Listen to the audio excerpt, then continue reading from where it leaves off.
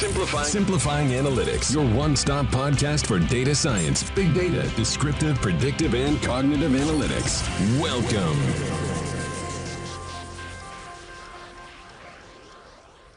Celebramos 10 años de Analyticus, compartiendo el escenario de la EdTech Talent Conference, realizada en las oficinas de Microsoft en Madrid, con la Universidad Rey Juan Carlos como anfitriona, un espacio que reunió emprendedores, investigadores, líderes de industria para explorar el punto exacto donde convergen tecnología, educación y evidentemente la inteligencia artificial.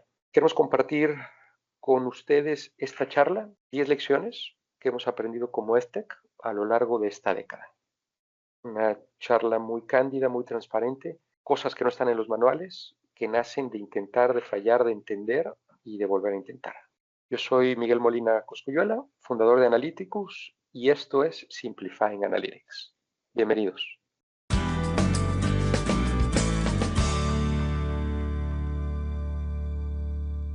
Thank you, everyone. My name is Miguel Molina, and over the next 15 minutes or so, I'll be sharing a little bit of our experience. We just turned, in the summer of 2025, we just turned 10 years. So I'll try to share with you some of the key lessons that we've learned over the last 10 years. So before I start, let me see if this is syncing. Yeah, before I start, I want to share with you a little bit of what we do.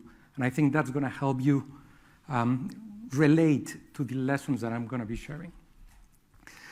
The best way to explain what we do is by explaining our superpower. We only do one thing, and I believe we're great at it. We provide advanced analytic solutions to higher education institutions. That's it. That's what we do. To give you additional background, we try to solve 4 headaches for higher education institutions: admissions, retention, employability, and learning.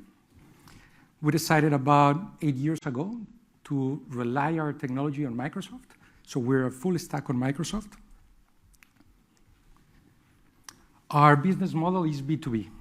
So as you probably already know, this is one of the slowest decision-making industries in the world. Higher education institutions take forever to innovate, to decide. Budgets are quite fixed, so there's not a lot of discretionality.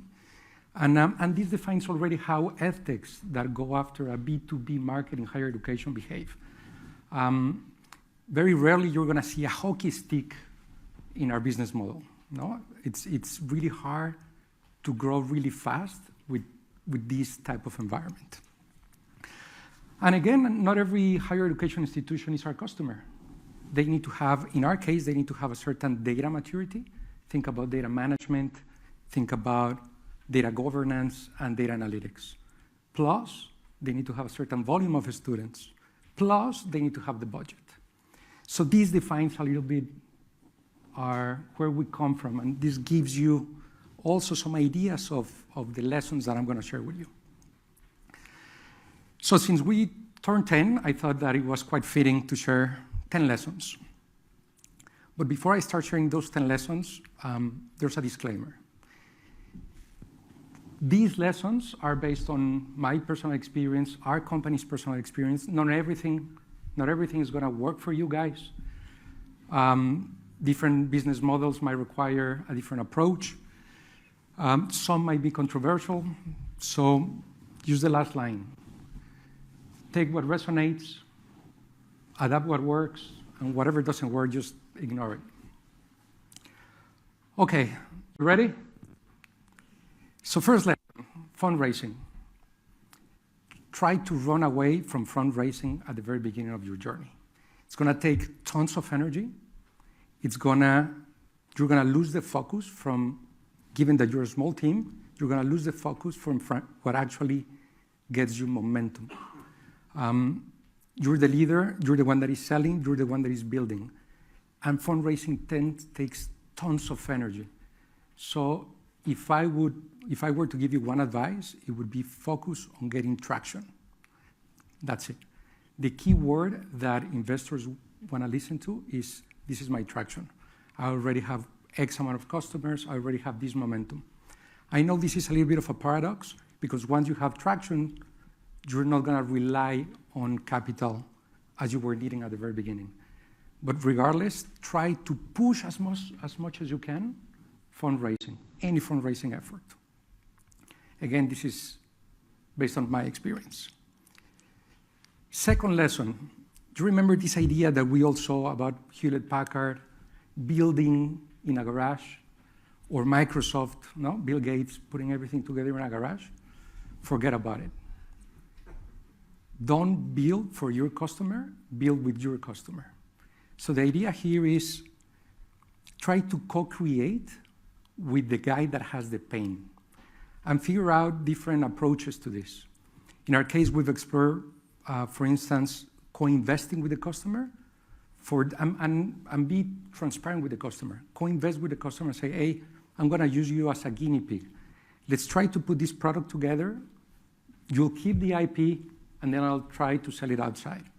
Or we'll go and share the royalties once we can scale this. But try to be as close with your customer as you can. Products, once you run into the customer, are going to have a different face than whatever product you're trying to design in a garage or in a lab. Third lesson, market expansion. So we were founded out of Miami. And as you probably know, Miami is the closest Latin American city to the US. So Latin America was our market. Spain was even a more natural market.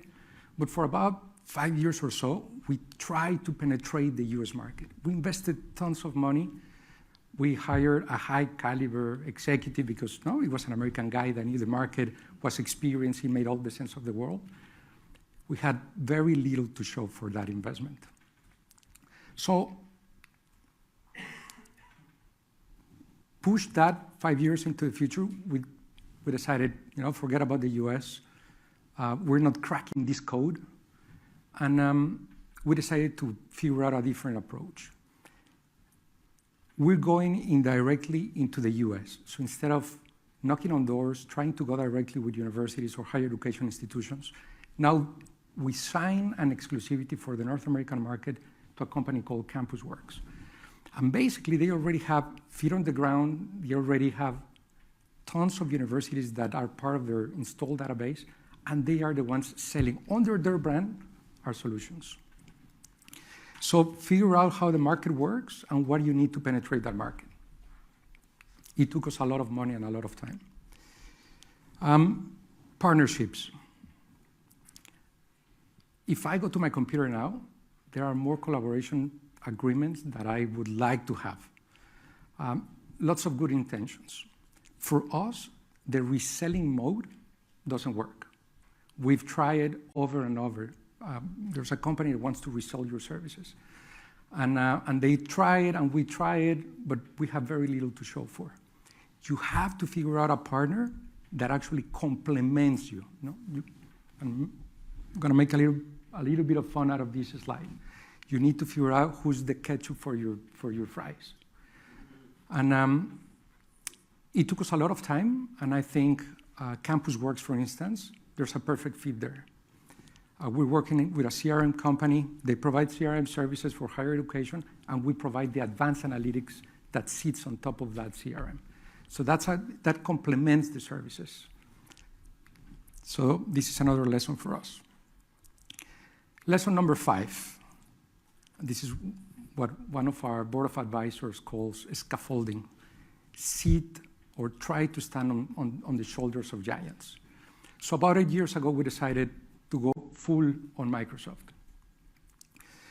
And even though there might be some advantages in terms of technology, what really adds value to us is the same example as the fries and the ketchup. So Microsoft is in the best interest of selling their cloud, and we're in the best interest of selling our solution. So if those two things are perfectly aligned, then all of a sudden you have a sales team, that I'm going to say it's a sales team, but an influencer team out of Microsoft, pushing your startup to different universities. And this is invaluable for startups when nobody knows you. And to have the endorsement of Microsoft, that helps tons. The other giant that I would mention is, of course, CampusWorks. They are probably about 60 to 70 times larger than we are. Tons of salespeople in the US market. So they already have the market, they already have the sales team. We didn't need to invest, we invested already. We don't have to invest now to reach the final customer.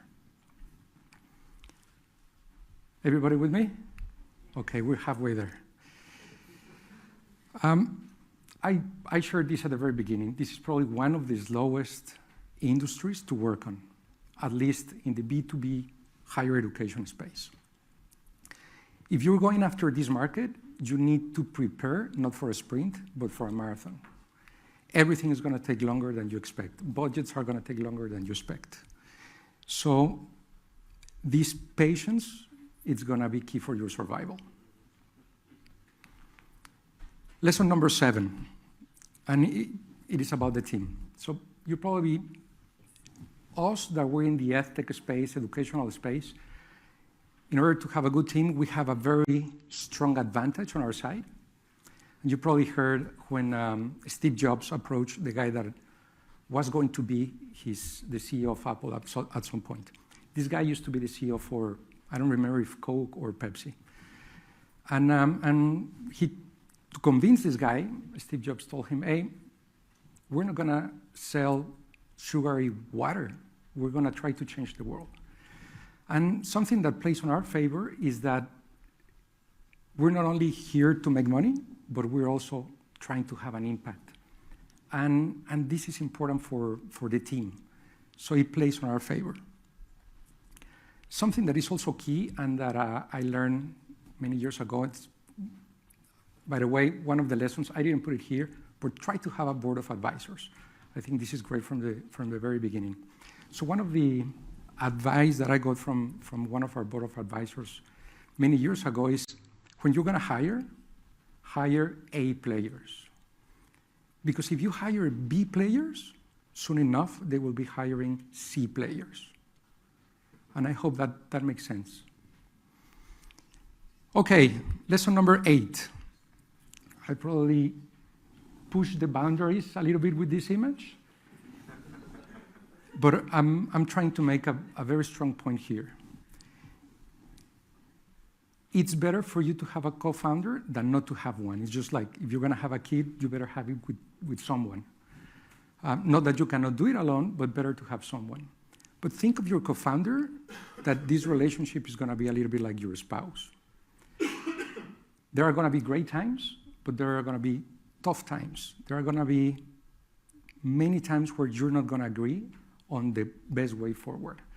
And then there are tons of startups that I've seen fail because the co-founders couldn't agree. And that's okay. But as long as you try to manage that with comprehension, respect, and resilience, and just like a marriage, I think that's the way out. So be careful on choosing your co-founder. Some of you might know Naval Reykjavik. He's a famous investor in the US. He always says that there are 3 things that you should be looking for in a co-founder. High intelligence. You want someone to be really smart. High energy. You don't want a co-founder that you need to tell him, hey, get to work. And third thing, you want someone with high integrity. You don't want someone with high energy, high intelligence that is a crook. So focus on those 3 things. Okay, this industry is heavily reliant on references. You could have the best product, but the best question that you're going to get is, who are you working with? And in some markets, like the US, it's not only about who you're working with, because we were going after the US saying, hey, Tech of Monterey has already this and this other university, but who are you working with in this market? So the best marketing tool that you're going to get is references, higher education references. Last one. This is not going to be a straight line. And this is an interesting balance act, because you need to be as strict as possible on that's exactly where we're going, but very flexible to pivot in order to get there. There are tons of pressure points taking place at the same time. Technology is changing overnight. Business models need to change. So you need to be flexible enough to figure this out and keep moving forward.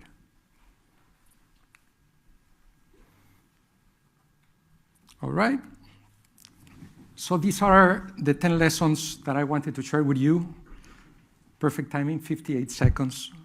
So my final question for you is, what would your 10 lessons be?